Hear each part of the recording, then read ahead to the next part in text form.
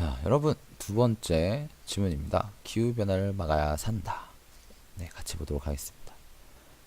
비운의 투발루 섬. 기후변화는 전 지구적인 것이다. 세계의 어느 구석에서 문명을 등지고 원시적인 생활을 영위한다고 해도 기후변화의 영향에서 벗어날 수는 없다. 기후변화로 지구의 평균 기온이 상승하면 지구 전체가 영향을 받기 때문이다. 지금 원인과 결과가 되어 있네요.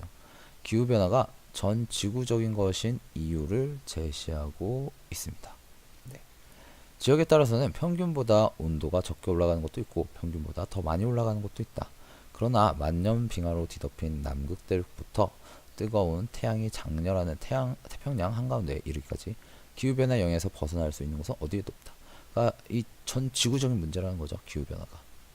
예를 들어 구체적인 사례를 제시하고 있네요. 네. 남태평양의 투발루 섬이 바닷속으로 점점 가라앉는 것은 투발루 섬 주민들 때문이 아니다. 섬 주민들은 그 위에서 수천 년 동안 자연과 조화를 이루며 평온하게 살아왔을 뿐 섬을 조금 더 망가뜨린 일이 없다. 또 그들은 지구 대기 속의 온실가스 농도를 올리는데 조금 더 관여한 바가 없다. 그런데도 태평양의 해수면이 점점 높아져서 섬이 가라앉는 이유는 유럽이나 미주 대륙의 선진국들이 자신들의 문명을 유지하기 위해 화석연료를 대량으로 사용하였기 때문이다. 이 때문에 기후변화가 일어나 해수면이 상승하여 섬이 가라앉고 있다라고 말을 하고 있네요. 네, 기후변화의 핵심적인 요인을 선진국들이 화석연료를 대량으로 사용하기 때문이다 라고 말을 하고 있습니다. 자, 이어서 지구는 거대한 온실. 지구 대기는 대부분 질소와 산소로 이루어져 있지만 이산화탄소와 아르곤 같은 기체도 조금씩 섞여 있다. 이들 기체 중 이산화탄소는 지구의 평균 기온을 일정한 범위 안에서 유지시킴으로써 지구상에서 생물체가 살 수 있는 환경을 조성해준다. 그러니까 이산화탄소의 역할에 대해서 이야기를 하고 있네요. 이산화탄소는 일정한 범위 안에서 기온을 유지시켜준다. 그래서 생물체가 살 수 있게 조성을 해준다는 거고요. 이산화탄소가 없으면 지구는 매우 추워질 것이다. 이산화탄소는 지구의 기온이 낮아지지 않도록 하는데 이는 이산화탄소가 지구의 온실 효과를 일으키기 때문이다. 이러한 온실 효과로 지구의 대기 온도는 26에서 33도씩가량 상승한다. 지구의 평균 기온이 영상 15도쯤 되므로 온실가스가 만들어내는 온실 효과가 없다면 지구 평균 기온은 영하 15도 정도로 떨어질 것이다. 이산화탄소가 지구에 미치는 영향에 대해서 이야기했습니다. 이산화탄소는 대기 속에 아주 조금밖에 들어있지 않다. 대기 중에 이산화탄소 농도는 2000년 당시 368 ppm이었다. 이것은 100만 분의 368이라는 의미로 공기 속에 분자 100만 개를 세어보면 그 중에 이산화탄소가 368개 있다는 이야기다. 그런데 인류가 산업화를 시작하기 전인 19세기 초에는 이산화탄소 농도가 그것보다 훨씬 적은 280 ppm밖에 되지 않았다. 이렇게 적은 농도지만 이산화탄소는 지구 전체를 온실처럼 만들어주는 작용을 한다. 이산화탄소가 만들어내는 온실 효과는 대기 중의 이산화탄소 농도에 따라 달라진다. 농도가 낮으면 온실 효과도 낮고 농도가 높으면 온실 효과도 커진다. 이산화탄소의 농도와 온실 효과는 비례한다는 거죠. 자, 과학자들은 북극의 만년빙을 분석해서 20만 년 전부터 지금까지 이산화탄소 농도가 어떻게 변화해 왔는지를 밝혔는데 이산화탄소의 농도 변화가 20만 년 동안의 기온차와 거의 일치한다는 사실을 알아냈다. 그러니까 이산화탄소와 지구의 온도가 이제 거의 일치한다는 거죠. 그 변화의 양상이.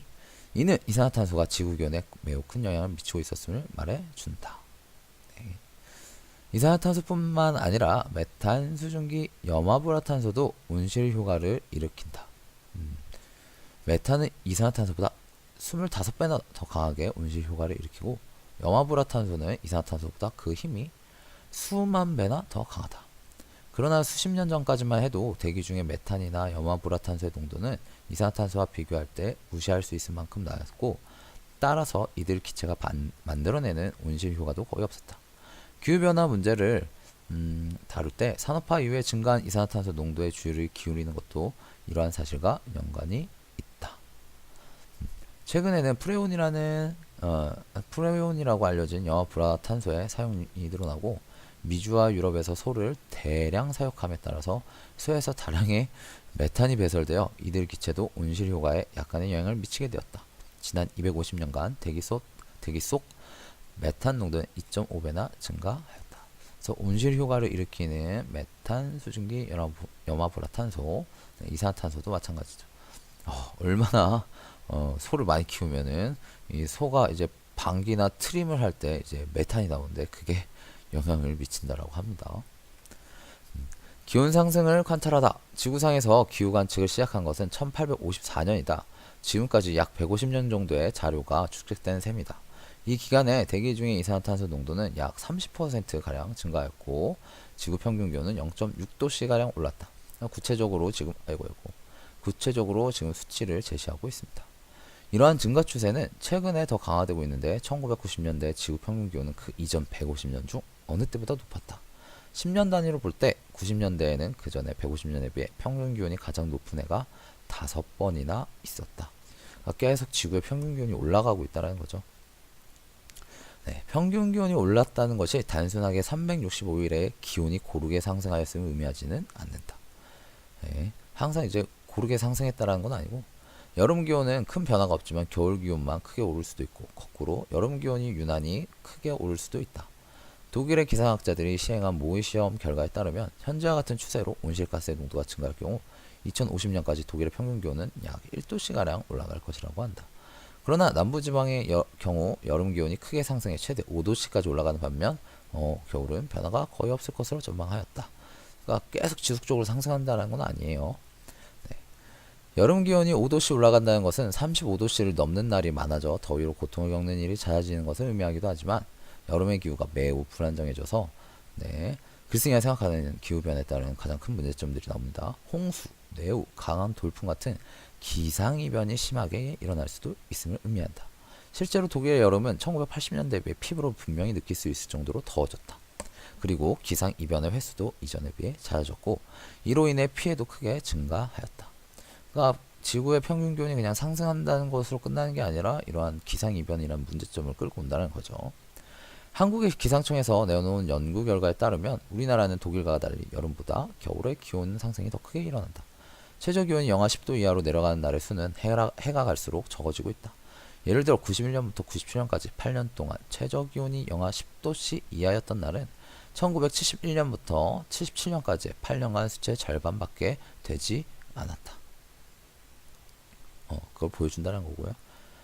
강수량에도 변화가 있는데 기상청 자료에 따르면 약간 증가 추세를 보이고 있다. 수량에는 큰 변화가 없지만 강도가 점차 커지는 것으로 나타난다. 다시 말해 게릴라성 호우와 같이 갑자기 큰 비가 내리는 일이 잦아졌다는 것이다. 네, 1920년대에 대비해서 최근 20년간의 강수를 보면 강수량은 7% 증가했고요. 강수 일수가 14% 감소했습니다. 그 말은 즉 비 오는 날에는 엄청 많이 왔다는 거죠. 그래서 강수 강도는 18%나 증가한 셈이다. 강수 강도가 높아진다는 것은 큰 비나 눈으로 인한 피해가 커진다는 것을 의미하는데 앞으로 기후변화가 더 심해지면 이러한 피해는 더욱 크게 자주 나타날 것이다 라는 거죠. 자료 분석 결과를 토대로 한 예측입니다. 네, 이어서 이제 기후변화를 막아야 산다. 기후변화의 결과가 이토록 심각하다면 우리는 어떻게 해야 할 것인가? 이것을 막을 수 있는가? 네, 의문문, 물음을 통해서 이제 우리의 실천 방안에 대해 논의를 시작하고 있습니다. 방법은 있을까요? 없을까요? 있대요. 우선 온실가스 배출량을 줄이면 된다. 가장 효과적인 방법은 화석연료에서 벗어나 재생 가능 에너지를 사용하는 것이다. 재생 가능 에너지는 고갈되지 않으면서 온실가스도 만들어내지 않는다. 그러니까 이제 화석연료보다는 예를 들면 이제 그런 거죠. 뭐 지열 발전이나 아니면 풍력 그리고 뭐 태양광 이런 것들. 네, 고갈되지 않는다라는 거고 온실가스도 만들어내지 않는다라는 재생가능 에너지만의 장점이 있죠.